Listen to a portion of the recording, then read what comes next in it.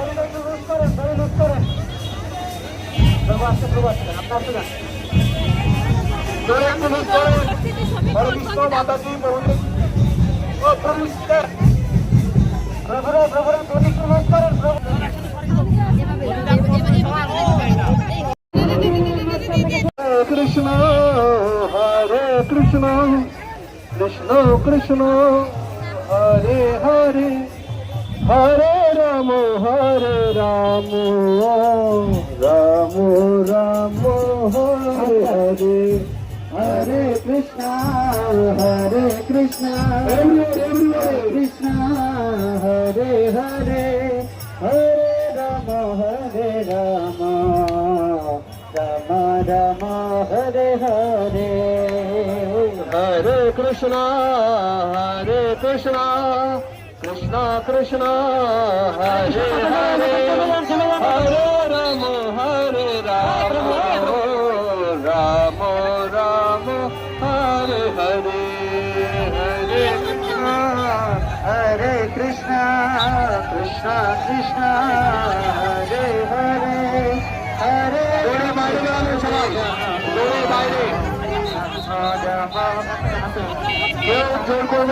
এদি ভাই মুড়ি লাগবে সবাই দড়ির বাইরে আমাদের অনেক প্রবলেম হচ্ছে কিন্তু। হরে কৃষ্ণ একটু কীর্তন করুন, কোনো টেনশন নেই। জগন্নাথ আছে, জগন্নাথ দেখবেন। আপনাদের বারবার রিকোয়েস্ট করছি যে দড়ির বাইরে যাবে।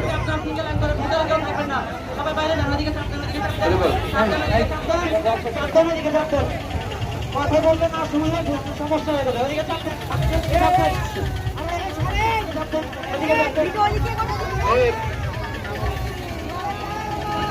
আপনাদের বারবার রিকোয়েস্ট করছে দড়ির বাইরে যান। বলুন।